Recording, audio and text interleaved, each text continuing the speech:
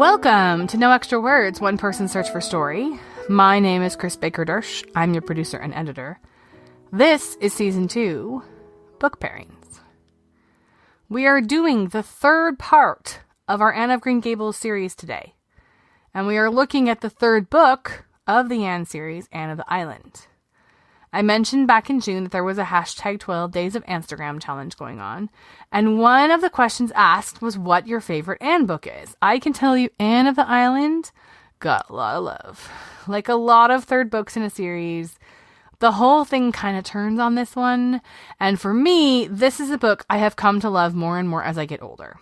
As a kid, I preferred the more small-town, story-oriented Anne of Avonlea or Anne of Windy Poplars, but now, having been through the ages and stages of life that Anne goes through in this book, I have gained a lot more appreciation for this one. This, for me, was more of a grown-up read than the rest of the series. So, the rule we've established here is whatever book we've covered previously is fair game for spoilers. So this is how Anne of Avonlea ends. Mrs. Lynde is moving in with Marilla to Green Gables, making Anne free to go to college and get her BA. She is, of course, extremely excited. But this comes with a lot of change. Diana's engaged, Anne has given up the Avonlea school, and as we start this book, everything around her is growing and changing as she gets ready to depart from Redmond College in Kingsport, Nova Scotia. Maude Montgomery attended college. She never got a BA. She attended college for 1 year, the 1895 to 1896 school year. She probably never aspired to a BA. I'm sure she knew that she would never have the money to complete it. But she did attend 1 year of college. She based Kingsport on Halifax, Nova Scotia, and Redmond College on Dalhousie University, which she attended. It was a big deal for a woman to attend college at this time. Dalhousie had graduated its first female student just 10 years before Maude attended in 1885. You can understand why a family might consider it a waste of money to send a woman to college in this era, because a woman whose family could afford to send her to college is not going to work. Working class women worked. Middle class, which, women of upper classes didn't. They would get married and have children. That was their work. Maude wrote a defense of women in higher education while she was attending Dalhousie, and she based her justification, as a lot of people did at that time, on educated women were good for the future because they would raise more educated children. That was a role of an educated woman in Maude's time. Now, she aspired to a career. She wanted to write, and she did, but this is the time period in which Maude is living. Anne of the Island was published in 1915, so it comes 8 years after the original. In the interim time, Maude Montgomery had written other things. She wrote both of the Sarah Stanley books, The Story Girl. She'd also married and had a child, moved to Ontario. Her life has gone on since Anne, but Anne fans wanted more. They wanted a conclusion to the Anne Gilbert story, which is not settled at the end of Anne of Avonlea. The book is dedicated to, quote, all the girls all over the world who have wanted more about Anne, unquote. We've got some heavy hitters up today in the world of fictional female characters, because we're talking Anne in Anne of the Island, and we are pairing her up with one of the biggies, Jo March in Louisa May Alcott's classic 1868 to 1869 novel Little Women. When I first started pairing up the Anne of Green Gables books for this series, this was the pairing that was for sure. I locked it down immediately. Everything else kind of slid into place afterwards, but I knew this one and Anne's House of Dreams were the two that I knew immediately what book I wanted to talk about them alongside. And one of the germs that was in my head for the pairing came from, of all things, a Facebook post where someone talked about the similarities between the proposal scenes in two movies. Anne of Green Gables, the sequel from 1987, and Little Women starring Winona Ryder from 1994. I'll link you to that in the show notes so you can read the commentary and see the video clips. And you'll see those scenes are very similar in the movies. Emphasis on in the movies. When I read that, I actually went back to the book proposal scene in Anne of the Island. Now, Anne of Green Gables, the sequel, is actually a mashup of 3 books. Anne of Avonlea, Anne of the Island, and Anne of Windy Poplars. So plot-wise, it's kind of all over the place. in those books. It doesn't follow Anne's story in a straight line. It takes a lot of liberties. Kevin Sullivan, in his production of Anne of Green Gables, the sequel, apparently liked the Jo and Laurie proposal version from Little Women better than the actual Gilbert-Anne interaction from Anne of the Island, because that is closer to what gets portrayed in the movie. And then the Winona Ryder Little Women movie, which comes half a dozen years later, is actually close to the original book of Little Women. So when it comes to who copied who, it's not really about L.M. Montgomery and Louisa May Alcott. It's about Kevin Sullivan and Louisa May Alcott. I'm sure that L.M. Montgomery was inspired by Louisa May Alcott in her time. She would have had to have been. She would have been someone who would have grown up reading Little Women, for sure. But when you talk about who copied who, it's not the authors here, it's the film producers. I'm not going to spoil Anne of the Island for you by telling you how it ends, but it is true that Anne, pretty early on in the book, within the first half of the book, receives a proposal from Gilbert. That's something she's been desperately trying to avoid for a while now. She and Gilbert have gone from, she spent all of Anne of Green Gables mad at him. He finally got her to forgive him and be friends at the end of that book. And that friendship has developed, and Gilbert's been increasingly pushing for us to be more than friends, and she's been pushing him back. It's actually, I really prefer the proposal in Out of the Island to the one in the movie. Like a lot of Anne lovers of my generation, the movie and the books get jumbled together in my head just a little bit, because I did grow up with those movies as well. But because the books are so different, I want to stick with them plot-wise. I prefer the way Anne's story unfolds in those. And I like the proposal scene. And I want you to hear it. And guess what? I can read it to you, because this delightful book is in the public domain. I'm so grateful for the public domain. So this is from chapter 20 of Anne of the Island. I shall not be in Avonlea at all this summer, Anne. I've been offered a job in the Daily News office, and I'm going to take it. Oh, said Anne vaguely. She wondered what a whole Avonlea summer would be like without Gilbert. Somehow she did not like the prospect. Well, she concluded flatly, it is a good thing for you, of course. Yes, I've been hoping I would get it. It will help me out next year.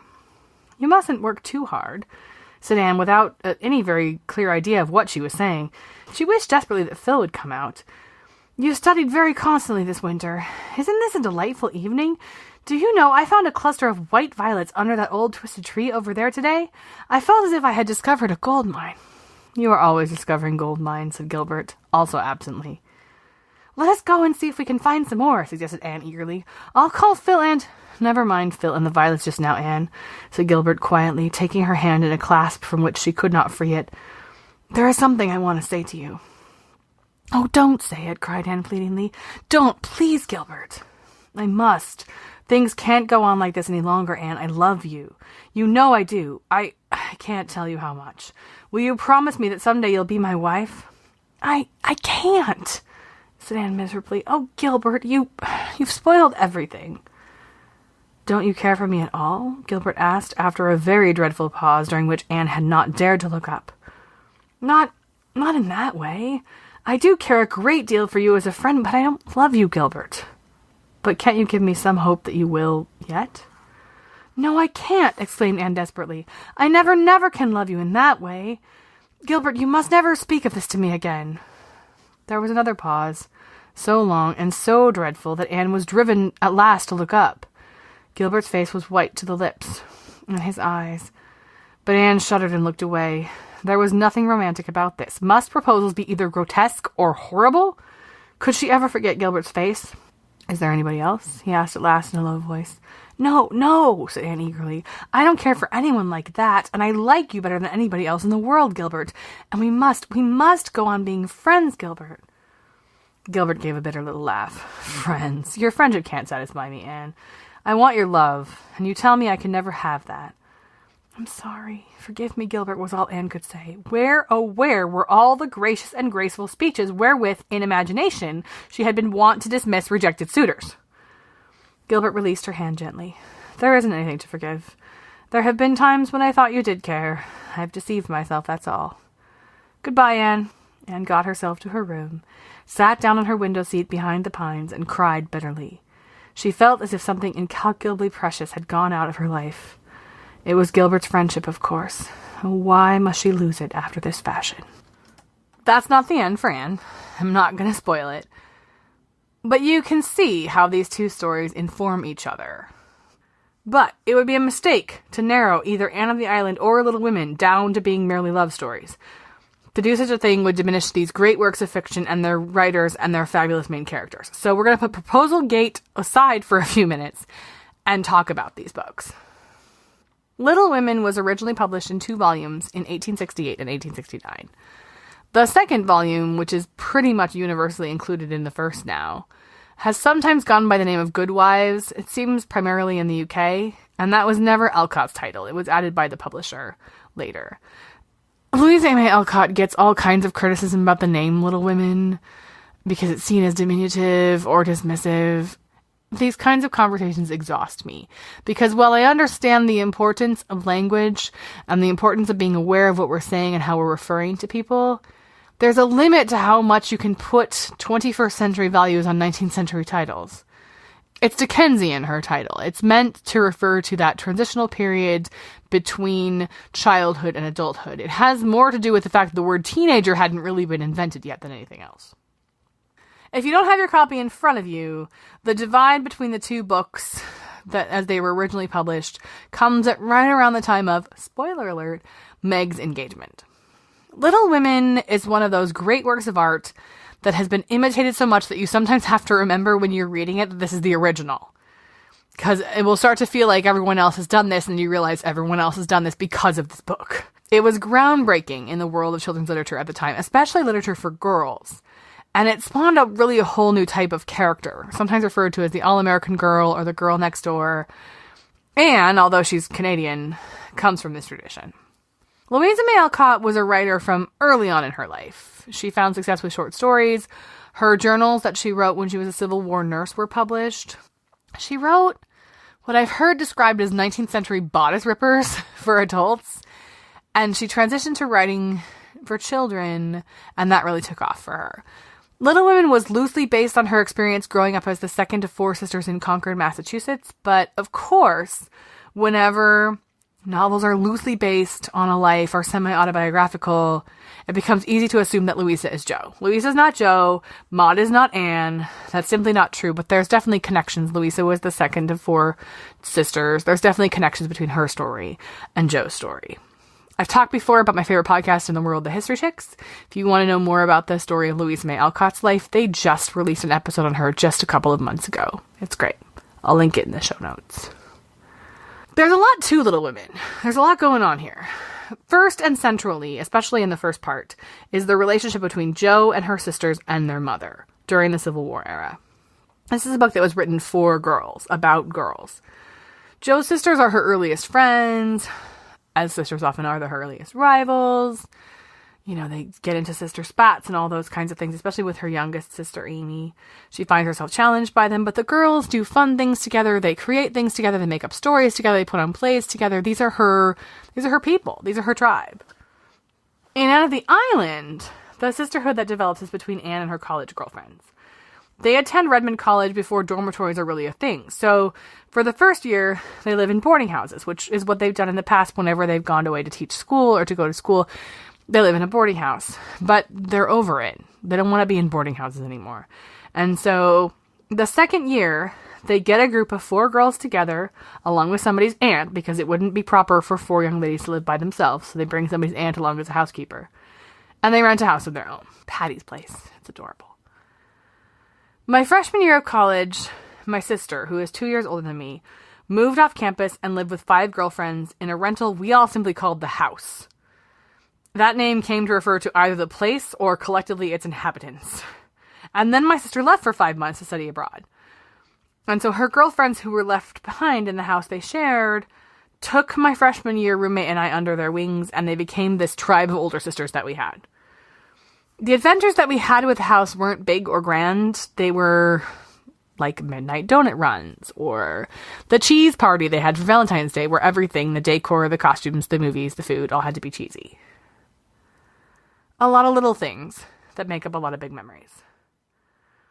And that's how it is with Anne of the Island. There's a lot more story to this than there is to either the book that comes before or after it. We talked about in Anne of Avonlea, there's not a big sweeping plot where Anne makes huge changes in her life. It's more about her journey through this small town over 2 years. The same is true with Anne of Windy Poplars, which is coming after this.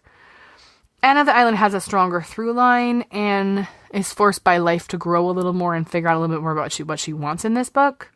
For better or for worse, she's going to have to figure out her direction before it ends.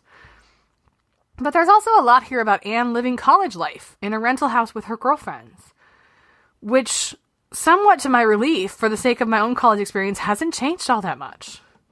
There's a super memorable scene where her roommate Stella has just baked a delicious cake, and when surprised by unexpected guests, she, for some crazy reason, stashes the thing under a chair cushion where it's crushed. These are the kinds of adventures they have.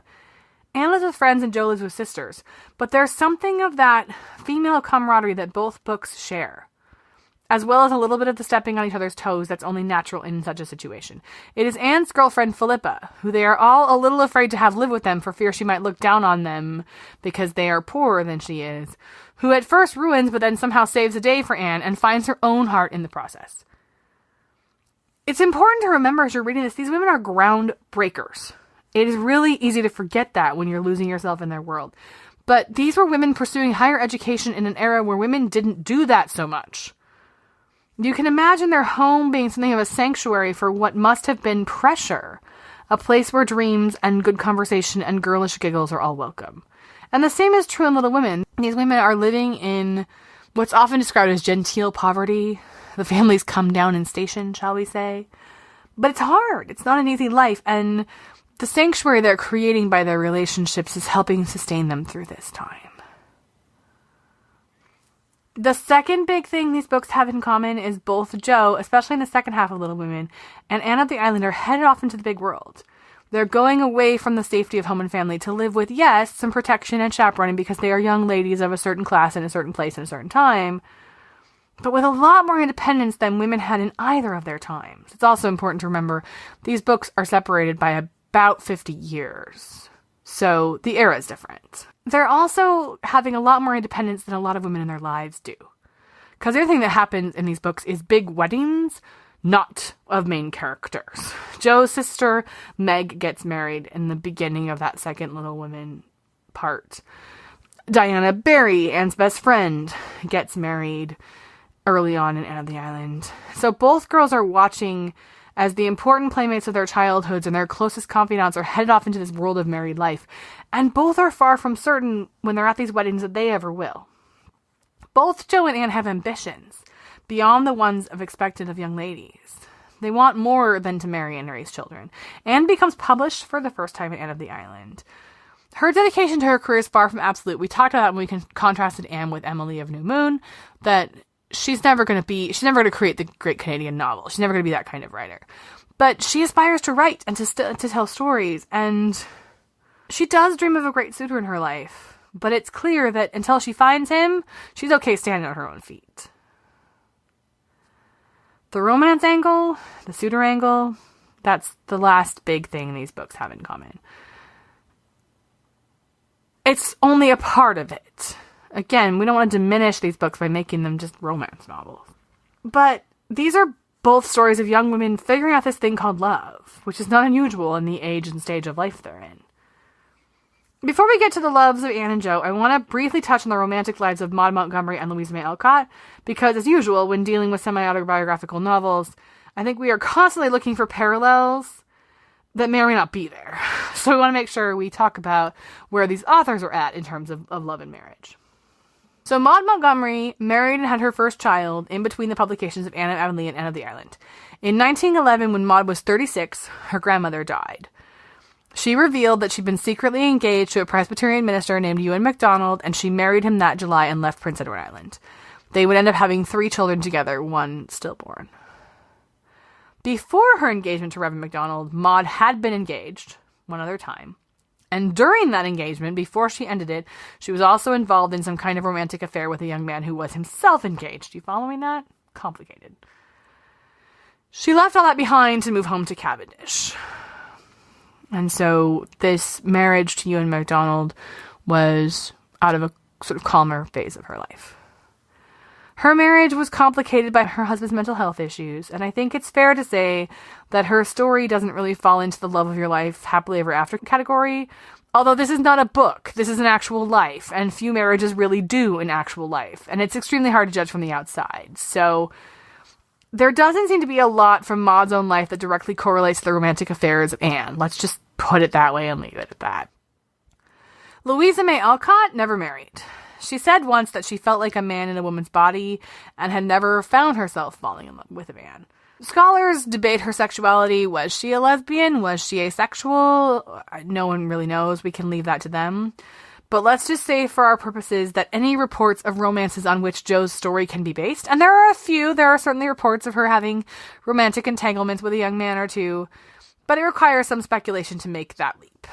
One expert I read said something along the lines of, Little Women, the first volume is heavily based on Louisa May Alcott's life, while the second one, Good Wives, has to come more from her imagination since she never married and was never herself a wife. That seems like a stretch to me. There's a lot more to Jo's story in the second half of Little Women than romance, and certainly both stories are a combination of imagination and experience. But in the end, Louisa May Alcott never married herself, and so she never has the happily ever after ending, at least not the kind that we read about in books. For Anne and Jo, romance is something they assume will happen, but don't spend a lot of time looking for, and even spend some time pushing back. Both are horrified when the childhood playmates of their past grow up and come after them with romantic intentions and proposals. And both are somewhat bewildered when happily ever after with the boy next door seems to be what like a Meg or a Diana is looking for. So they start from the same place, and then their stories diverge. For Anne, the suitor of her dreams does show up, and somehow is all that she ever expected and also is not. For Jo, she gets a suitor she was never expecting. You know from what I read earlier that Anne turns Gilbert down when he comes to her with the proposal she knew was coming and has been trying to avoid.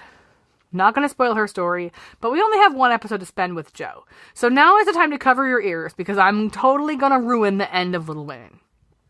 Jo's love story, I will speculate, is one of the most controversial in classic literature. I think it's because these books are aimed at women and often read at a time in our lives when we are first starting to kind of crave that romantic element to our books. And it's read by everybody because it's such a beloved classic. Jo turns Laurie down. Oh, how could she? He's the cute one. He's the smart one. He's the one she could laugh with. He's the one everybody thought for so long was in love with her sister and wasn't. Or Meg. With her sister Meg and wasn't. And then at the end, she chooses one of literature's most unlikely suitors, and Laurie ends up with Amy? Amy, who we spent a lot of the book not liking because she and Jo rub each other the wrong way. It boggles the mind.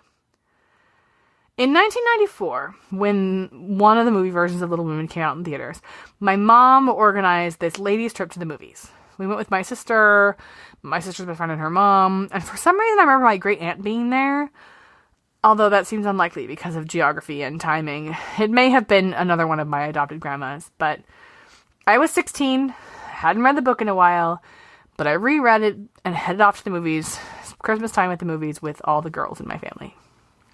At that point in my life, I was still very much Team Laurie and Jo, and I was so upset by the way the movie ended. It was not unexpected because I read the book.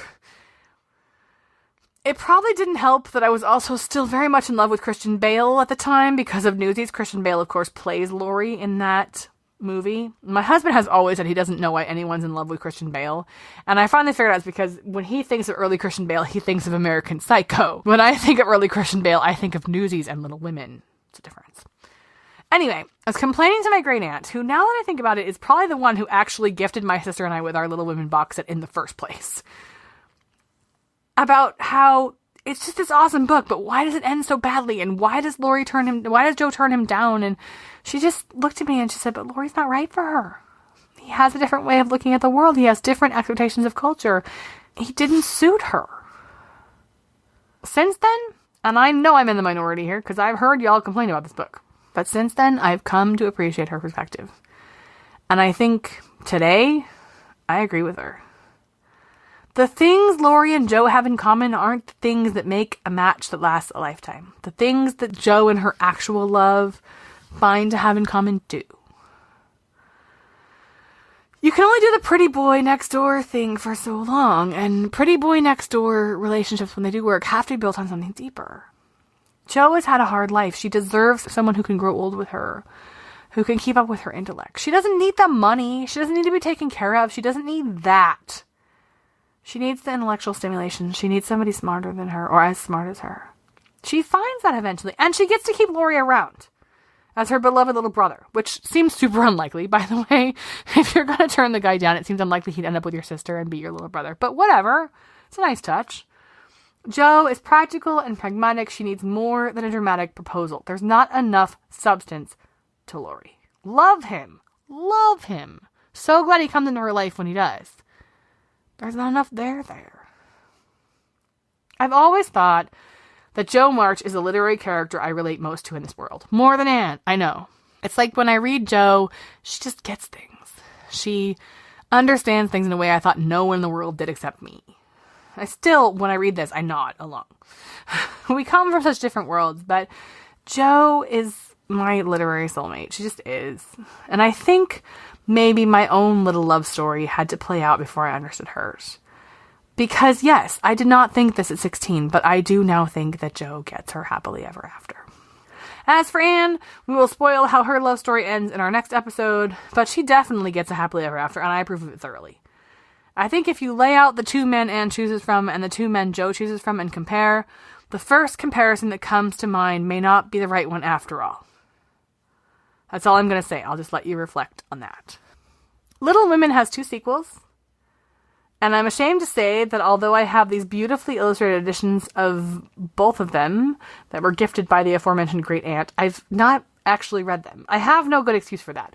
I've never made the time, and I need to. I think I'm going to get them on audio. I'm still working my way through Emily and some other Ellen Montgomery books that I've missed on audio. And I think when that's done, I'm going to get all 3 Little Women books and just listen through. They're all in the public domain, so they should be easy to get. The set that was given to me is kind of an odd one. It's the 3 Little Women books. So it's Little Women, Little Men, and Jo's Boys. And then there's 8 Cousins, Under the Lilacs, and Jack and Jill. So it's an odd combination, but those are the books I feel like I need to read. I've also not seen the new PBS special that everyone's been talking about as of this writing. I'm hoping by the time you hear this, I will have had the time to sit down and watch it. It is all available online now. But I have no opinion on it because I haven't seen it yet. I've only seen 2 movie adaptations of Little Women. I've seen the 1994 version. I've seen the one, I can't remember what year, but it's the one with Katharine Hepburn. Everybody talks about who makes the best Jo and whatever, but I think for me, the main reason the 1994 version sticks out is because Claire Danes plays a non-wimpy Beth. For all that I relate to Jo, Beth is the one that I actually like. And Beth, it's very hard to play Beth well, I think, because she is sick, but she has a strength to her. And I think Claire Danes does that really, really well. As for Anne, we are going to get back to Anne next episode. A reminder of our order here. We're going to skip Anne of Windy Poplars for now. If you have strong feelings about that book, please tell me, because I'm debating whether or not to do it at the end. But it was written much later, and it makes a good drop-in. So we're going straight to the next book written about Anne, which is Anne's House of Dreams.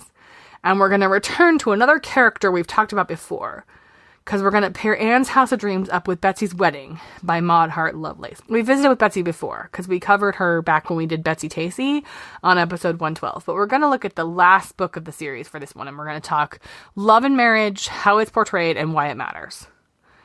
As always, reading along with us is never required. If you are enjoying our journey through Anne this summer, please help us out by sharing this episode with a friend. You can find me on Instagram or Twitter, where I'm at No Extra Words, and I'm talking summer reading and bookish and Camp NaNoWriMo writerish things. And all the links and all the show notes are at noextrawords.wordpress.com. I look forward to seeing you for Anne's House of Dreams, and in the meantime, I hope you get out into the world and find yourself a good story.